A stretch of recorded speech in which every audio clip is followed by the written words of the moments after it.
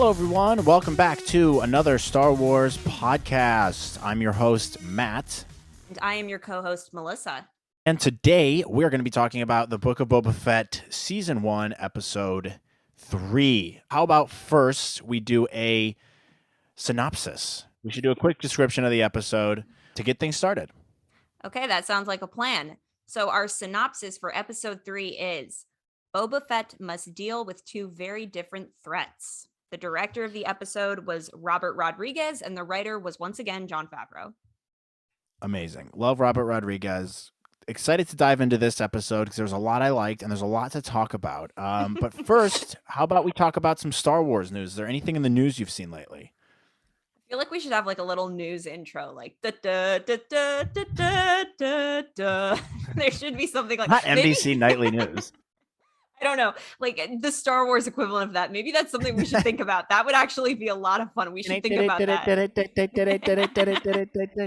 Yeah. You know what? Stay tuned. We might have to do something like that, Matt. That'd be fun. Star Wars news, though. I did see an interview going around on Twitter with Tamora Morrison, and he was just once again expressing his interest in playing Captain Rex. Once again, this is like the second or third time he said it, and Commander Cody. So I thought that was like a neat little nugget. And I naturally, of course, will plug for that super hard because after this episode, or after last week's episode, I am like 100% convinced that I would just love his interpretation of Rex in live action. So I'm on board for that. I'm excited. I hope that comes to fruition, but it made me even more excited to see him still plugging for that. For sure. I totally agree. And I saw the fan artwork that some people did with like a mock-up of Tamora Morrison as Rex. And it's like, oh, it got me excited. Like, we're definitely going to see that, I think, in Ahsoka. If we didn't, that would be absurd. I agree. Because he's such a major part of Ahsoka's story. But seeing that like fan art that was circulating on social media a couple days ago was awesome. So definitely excited for that. I'm glad he's talking about it. I mean, dude, he's going to be playing so many characters. Like, he did not know what he was getting into when he agreed to be Jango in episode 2. Like, he signed up for a lot. And there's so much more he can do, like, just on and on and on in Star Wars stuff. So he has a pretty good career lined up for him for the foreseeable future. Well, you could name like a million, like literally and figuratively, clones that he could play. He could play Jesse, Kix, Fives, Rex. Like, the list goes on and on and on and on and on. So this guy is going to be in Star Wars till like the end of time. But please, yes, Disney, put him in Ahsoka, please. So that's good news in and of itself. Still no Obi-Wan trailer, which I'm not losing hope. But I would just like, even a poster would be nice. You know, just give us a tease. Or even just like I remember when I was younger, they don't really do this that much anymore, but teaser trailers were like a huge thing where like you didn't really show any images from the show. And like teaser trailers now are like a minute and a half or 2 minutes long. But like when I was growing up, it'd be a 30-second thing and it would just like have an audio clip from the show or like the movie. And then it would show like the logo of the show. I'd even be happy for something like that. So I'm not asking for much, I don't think, but that's the one that like I want to hear some developments there because it's been pretty quiet. Actually, also more Star Wars news is Mandalorian season 3 is officially like filming. And so I know there were some delays with production, but hopefully that doesn't delay the release date or anything. We still got plenty of time until that comes out. That won't be till December of this year, but that's really exciting. It's been trending on Twitter and stuff, and I was looking through today. I think it was even trending, and I was looking at some of the artwork, some scenes, some clips, some just like stills from Mando season 2, and I just remembered like how awesome that season of TV was, and like it made me miss that from last year because it was such a fun season of TV to watch, and I'm just bummed that we didn't have a show at the time because like, God, I wish we would have had my reactions to some of those reveals and whatnot. Yeah, I mean, the 3rd season's coming out, so we'll have an opportunity to do that too. And then I'm sure there'll be some big reveals in Book of Boba Fett too. I think we're well on our way. But in the meantime, we're going to have some episodes where it's just going to be some storytelling, which is really what this episode was. Some people really hated it, thought it was a hot pile of garbage, which I don't think is super fair. But yeah, let's dive in. Like, what are your thoughts on the episode? And then I have some notes as well. So I'm going into this episode totally blank. I did not write up any show notes, and full disclosure, I have seen this episode all the way through once, and I got halfway through a rewatch. So like I have more than one impression, but not more than one Yeah. impression of like the entire episode. But I think I'll agree with you straight off the bat. Like there were some really great things about this episode, and then there were some not so great things, which I think where a lot of the criticism is coming from in the fandom right now. I I actually I'm really liking the dynamic between Boba and Fennec a lot because Yeah. it's like I don't want to say like they're married, but they act very married in some scenes, you know, like because like she gets a new title in this. Like the robot refers to her as Mistress Shand. It's not like Ooh, kinky. it's no longer like just Fennec Shand. She's like Mistress Shand. I'm like, okay, there's not a marriage dynamic here, but there's totally a marriage dynamic here with that. Well, kind there's of like a respect between the two of them. right, Like right, she really respects him and as a bounty hunter, and then like obviously is in debt to him for saving her life. absolutely. So that dynamic's definitely there. But yeah, there is like a interesting relationship that they have. Yes, so that was a highlight of the episode for me is I really like their dynamic and it is based on mutual respect, which I really enjoyed a lot. I thought the stuff with Black Croissant, yes guys, we are sticking to that nickname and it's not going anywhere, was great. I loved that whole sequence. I thought like the brutality of his character in the fight scene against the Power Rangers was awesome. I really liked all the stuff with the Rancor. I thought that was cool. You know, I don't know what the heck Danny Trey is doing in the show, but I thought it was cool that he was there. He was just playing. I'm here himself, for it. Yeah. But it was fun to see him, and I liked all the stuff with the Rancor. I thought that was great. Love the Huts. I think that's awesome. Really appreciated the deeper dive into the politics on Tatooine and the turf wars that are really starting to come to fruition. And Boba's like, "Oh crap, I got to fight back," which was good storytelling. I liked that a lot. Going back to the Power Rangers, I wasn't crazy about them, and we can dive into this later. I felt like they felt too modern. Like it just really took me out of the episode. Like I was like, okay, here's a show about Boba Fett, and then they came in and it totally changed my perception of the episode, which I was not crazy about. And then the other thing that we can talk about too is the death of the Tuscans. I thought happened way sooner than I thought it was going to happen because I did kind of anticipate that this was going to be a thing that they were all going to be mass murdered. I thought it happened a little fast. And I think they were like, okay, they're dead. Now we're moving on. And I thought that was really weird how quickly that just like came and went. I would have to say that out of the 3 episodes that we have had so far, this one is probably the weakest, but I do not think it was a hot flaming pile of garbage as a lot of fans are calling it right now. Yeah, it's not to say it's bad just because you have critiques for it. And I think this is something we need to kind of clear up with us and what our vibe is generally with our show. Like we criticize, right? We're watching the show with a critical eye. We're both big Star Wars fans. It's not to say I don't like it. Like I like all of Star Wars. At the end of the day, like it's love the prequels or hate them. I like them a lot. Like yes, there's some stinker moments in them. Like Jar Jar Binks, and some of the dialogue is bad. And like even with the new movies, there's bad stuff, but you can find good stuff in all of it. And like that's what you and I are trying to do.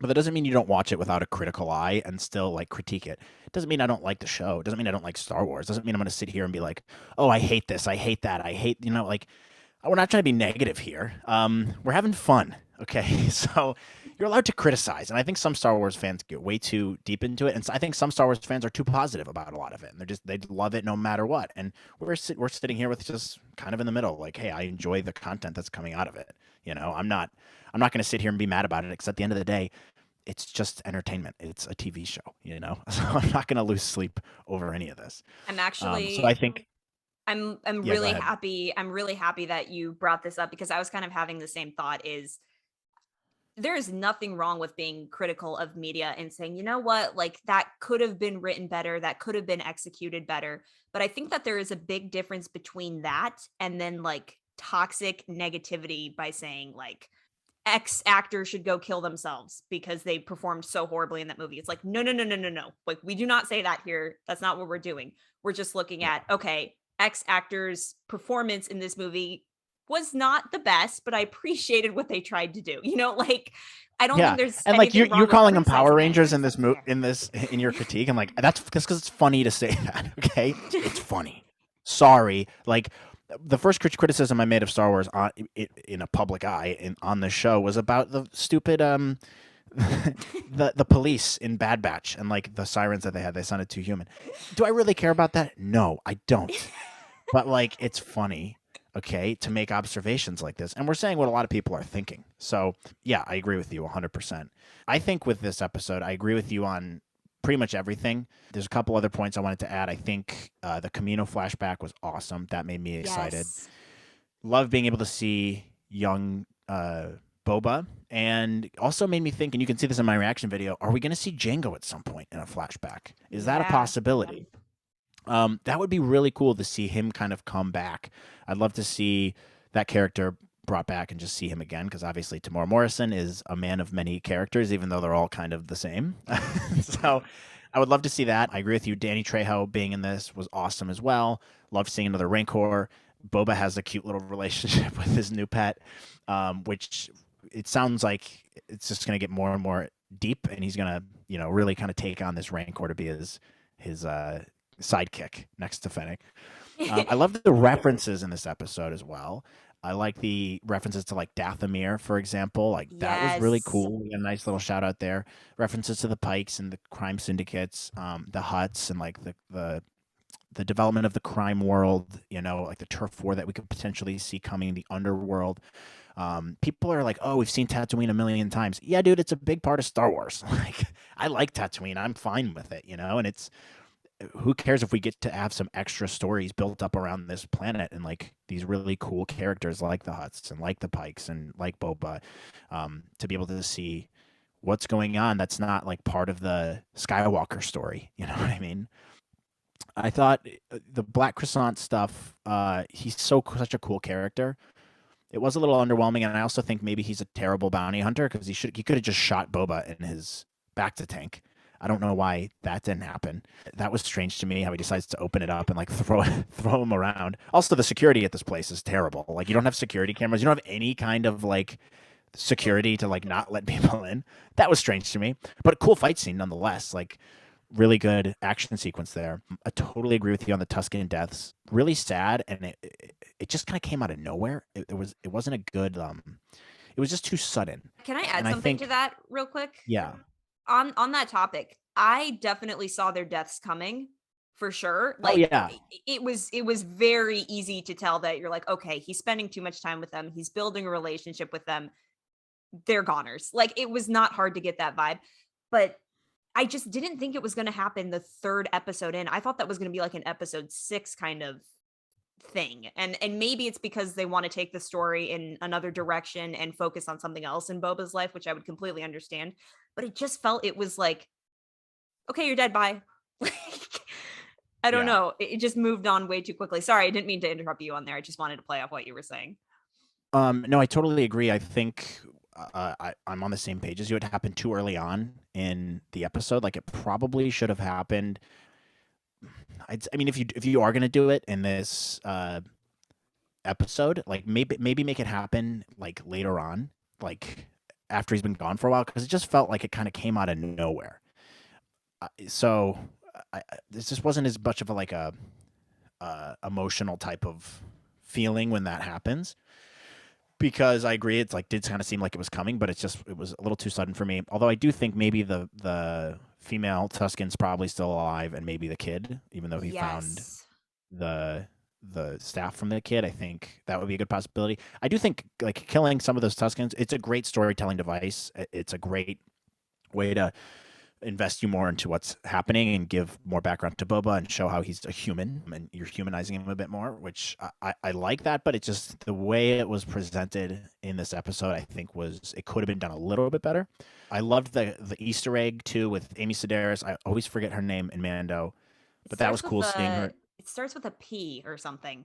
I feel like. Um, Hold please. I'm gonna look it up. Amy Sedaris. Oh, Peli Motto. That's what it is. Ah, right. I don't know Okay, if so I'm I was saying that close. right, but yeah, it starts with a P. Love seeing her. I thought that was an interesting ad. Like, nice little head nod there. And what else? The Power Ranger stuff is obviously the low point of the episode, if I'm being honest. And like, look, you got to take risks. You got to do stuff. People were like, a lot of people criticized that, right? And I saw a lot of people who were like, look, it's Star Wars. Like all the speeders are colored. You can't. It's like it's not about the colored speeders. Like take that out of it. It's just the way they were presented. These cyborg people things was not set up in the best way. I don't think they're kind of hard to like, in my opinion. And Yeah. I thought their dialogue was weak. Like when we first meet them, when Boba's coming to like tell him what's up, I thought the dialogue there was just a little forced. It didn't seem supernatural. And the chase scene was just very corny. And Star Wars is corny, but like it's in its own different way. You know what I mean? Like it's hard to articulate. But I say in my reaction video, it kind of felt like a Spy Kids movie or something. Like it Yeah. just didn't feel. It didn't feel natural. It felt very forced. Like the colors were they were distracting, honestly.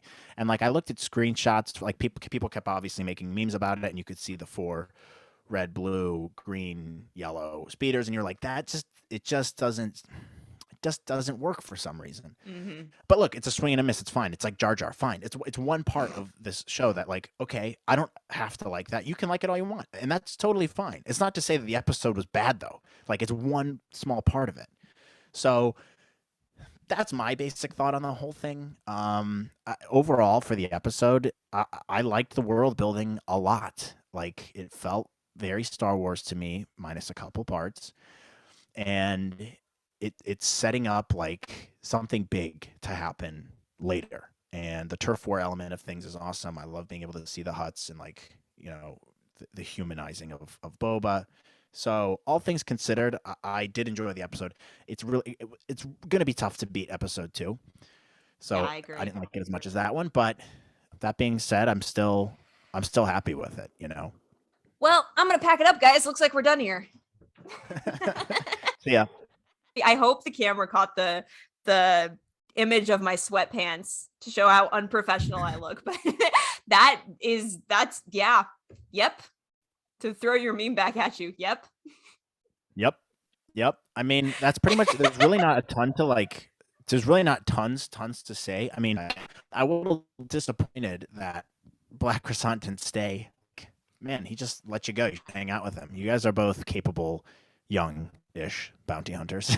Like, I thought why that don't you was team so up? weird. I thought that was so weird that they let him go because they let him go, and I was like, "Oh, that doesn't seem all right. That's just not a good idea because he's just trying to kill you." But all right, they let him go, and then he just runs off camera.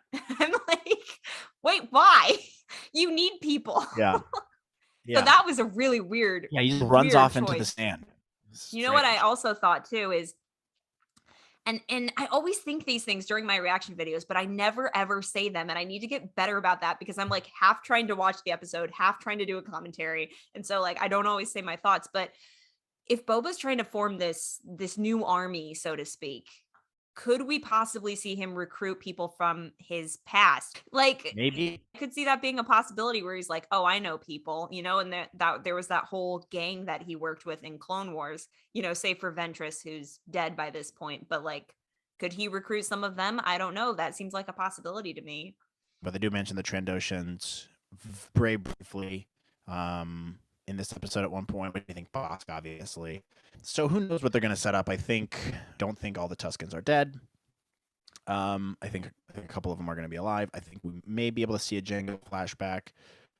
Bounty hunters for sure. And then they did a little nod to the Mando season 1, right? Yep. Pato Maguki, whatever her name was, Amy Sedaris. I'm just gonna call her Amy Sedaris. So I think we'll see more of that stuff, and I think we'll see a Mando cameo at some point soon. So he could also be kind of part of Boba's helpful gang.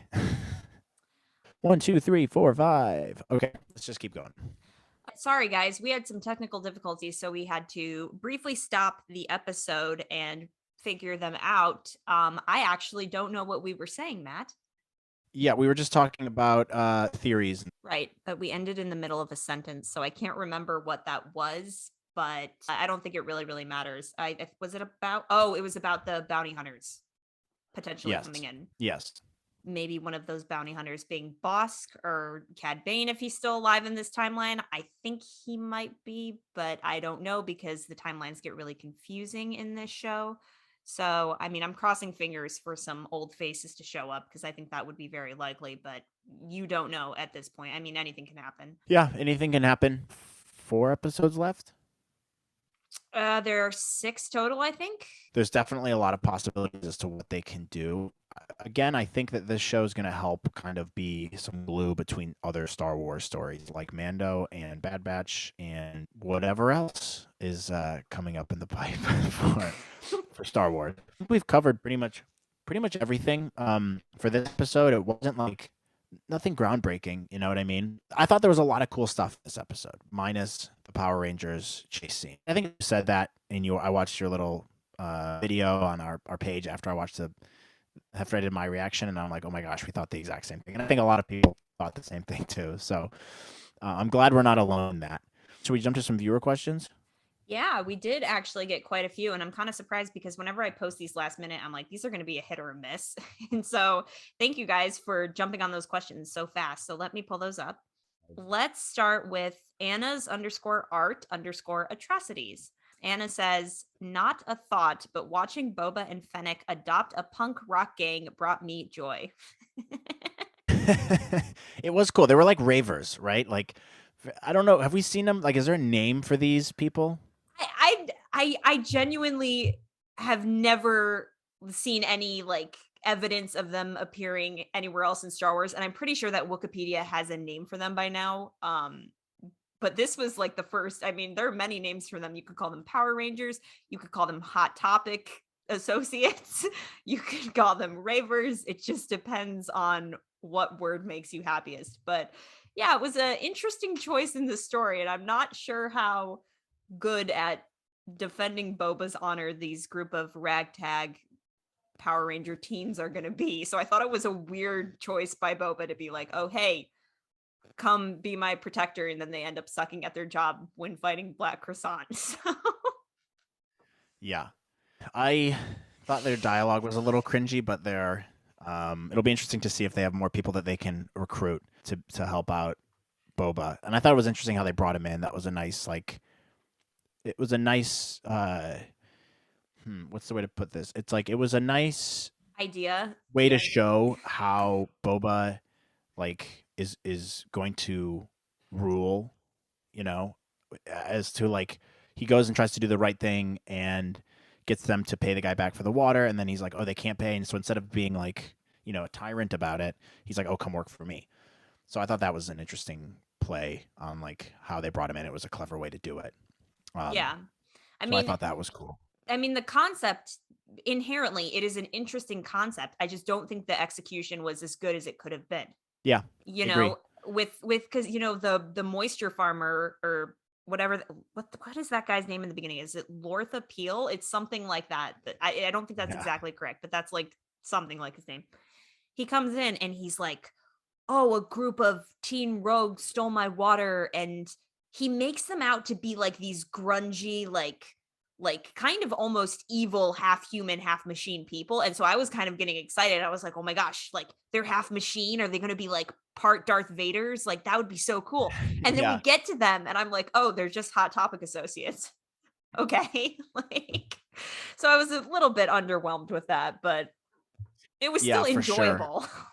It was enjoyable. We have a comment on our page. By the way, guys, we have a new community page on our YouTube channel. So if you want to start contributing there, we'll have some polls and sneak peeks of videos and maybe some memes like images and stuff like that. And I shared one today about what do people think of Book of Boba Fett so far. I'd say most people said they love it. A couple people said they hated it. A couple people said they haven't decided yet. Some people saying it's okay, and then about 10% of people said they're liking it more each episode. But we had an interesting comment from a user called O'Rain Foster who said he's absolutely loving the show. He loves the humanization of Boba Fett and can honestly say Temuera Morrison is the best thing to happen to the character.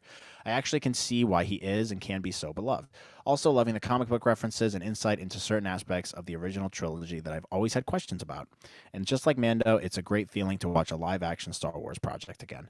Can't wait for big surprises later on, especially the Dave Filoni episode. I totally agree with that. I think that's a really good analysis of how we feel so far. It's great to have live action Star Wars content. Temuera Morrison is awesome. He's doing a fantastic job, and it is filling in those gaps and like telling more about the original trilogy, more information there, and then what happens after that we didn't have information into. So although there's parts of the show that like might miss and like I'm not like, oh, that's the best thing ever. Like overall, the show so far has been great in my opinion.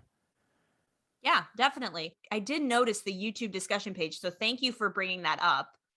That totally slipped my mind, but that is another great place for you guys to drop your comments, and we will link to that if you guys want to share your insights on our YouTube. Just a few other thoughts from people on Instagram. Hidden_scribble says, I think I'm the only person in existence who loves the designs of the bikes and their riders. Laughy face. That's cool. Yeah, and yeah, totally cool. I mean, some people love some stuff, some people hate it. Like, I did not like the sequel trilogy. Some people loved it. So, more power to you. Whatever you want to enjoy, that's great. The Power Ranger vibe was not doing it for me. Yeah. And exactly. Like we're allowed to disagree on stuff. Like I'm not going to sit here and be like, "Hey, you're wrong on liking those." Like how dare you like those? I don't care. If you like them, that makes you happy. Good for you. That's awesome. By the way, it does take guts to make decisions like that. Just like it took guts to kill the Tuscan Raiders, which like I think a lot of directors and writers wouldn't do because maybe it would seem a little too dark or something. You got to make decisions like that, and sometimes they're a hit and sometimes they're a miss. And like it goes the same for the Power Ranger bikes. Like you got to take risks and do stuff that you feel is right for the show, you know? So do what you need to do, like what you like. Lord Licorice 1977 says, I'm ticked off that the Sand People died. Yeah, I mean, I do kind of, I feel where you're coming from, Lord Licorice. The Sand People, like, dying that soon, just felt a little strange because we just got to know them in the last episode. I didn't feel like we got to know them well enough. I was hoping for at least one more episode with them. And we might get that with a couple of them being alive, like we discussed. But yeah, it was a little sudden. Yeah, just about my thoughts on it. Amy Flo 702 says, I didn't love it like I loved episode 2, but I can see how things are coming together. Yeah. Yeah. I mean, everything, like, this episode did move the plot along. It's not like it was like, we're going to spend the entirety of this episode with the teen bikers and we're not going to focus on what's going on in the crime underworld. But they did bring in the other story elements, like Boba needing to raise an army and what's going on with the Pikes and what happened with the Tuscans. So it's like, while the episode wasn't a solid 100%, it still moved the story forward and it wasn't like staying stagnant, or it wasn't like a side quest like, oh, go fight this guy and I'll give you this bit of information, which, like the Mandalorian tended to do in a lot of episodes, so. Yeah. And that's a good point to make. And I think it's similar to like if you're going to go and watch a DJ, right? You go to a DJ set, you can't expect every song they play to be a banger. It's not just going to be banger after banger after banger after banger after banger, because then that dilutes the set, and then the bangers don't really stand out on their own. You're diluting the whole thing, and you're making it not as like special when you do play a really good banger. It's the same with a TV show. You can't have every episode be the best episode with all this, like cram all this stuff in and make it the coolest thing with all these cameos. And sometimes you got to let it breathe a little bit. Sometimes you got to just move the story along and tell micro stories within that episode to build the character and build the world around it and develop things. And that's how I felt this episode was. There were some awesome nuggets in there, and it moved the show along very nicely, I thought, at the end of the day. Yeah. I have nothing more to add to that. I feel like this is going to be an episodes of my responses to whatever you have to say, because you are summing everything up so well. And my response is just going to be, yep. Yep. We got a few more questions, so let's check them out. Jellyfish Jedi 21 says, Boba and the Rancor was the best part of the episode. Him and Omega are good with Rancors. Haha. That's true. Good call out there. Very good call out. I was hoping maybe it would be the same Rancor that we saw in Bad Batch, but doesn't. Oh, that would have been so awesome. But they had to make Danny Trejo the trainer. Yeah, very good point. Maybe we'll see a live action Omega at some point, and they'll bond over the Rancor training. I don't know. It'll be like some How to Train Your Dragon moment. How to Train Your Rancor. How to Train Your Rancor with Omega. That's the name of the new episode that's next week, is How to Train Your Rancor. and it's just Boba Fett riding it. Dun, dun, dun, dun, dun, dun, dun, dun, dun, dun, dun. Just some inspirational music. Yeah, but this is a side note, but I really want to know Boba's reaction to having a sister, like a pure genetic copy, like another pure genetic copy of Django. Like, I want to know what his thoughts are on that. Like, does that rattle him? Does that shake him at all? Or is he kind of like, yep. Yeah. I think they'll either bring that up we'll either see an Omega in this next couple episodes, or they will use that as a setup to season 2 if there is a season 2. So they would mention something about Omega. Someone has information that she's somewhere, and that's kind of a little cliffhanger. And then Boba's adventure is to go find her or something. Like, I could see that happening. Yeah, I'm just interested to know what his impression of that knowledge about her is. Like, I just want to know his opinion. Like, what are his thoughts on that? Is he like totally unfazed by it? It'd just be cool to see that dynamic and how that would, maybe change his opinion of Django or something. I don't know. Ooh, Hidden Scribble's got a couple more good theories. Hidden Scribble says, I have a feeling the Pikes framed, I think it's the Kinton Striders, which is the name of the biker gang. I have a feeling the Pikes framed the Kinton Striders based on a bit of trailer footage. That's interesting. I don't know what trailer footage Hidden Scribble is talking about, and now I'm gonna have to go do some digging. But I actually didn't consider that. The Pikes could totally be framing them. Yeah, why? Because of the turf situation.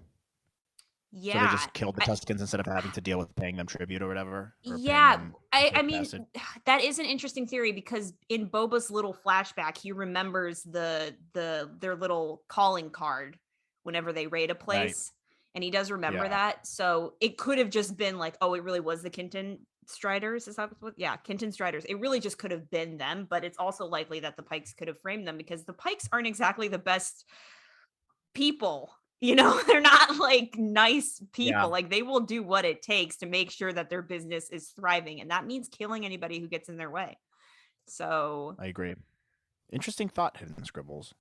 Hidden Scribble also says, could just be me, but the Pike's robe symbol looked like a mix with Crimson Dawn's. Ooh, that, you know what? I might have to look that up, because of that Pike guy that was wearing the nice outfit. Yeah. You know what? I gotta his drip. He had great drip. No, I don't ever want to hear that from you again. I can't call Cad Bane attractive, but then you go and say a Pike has good drip. He has good style. What can I say? He had a nice robe. Oh my god. He looks comfortable. Cool. Fine. I'll give you that. He does look comfortable. It's a nice outfit.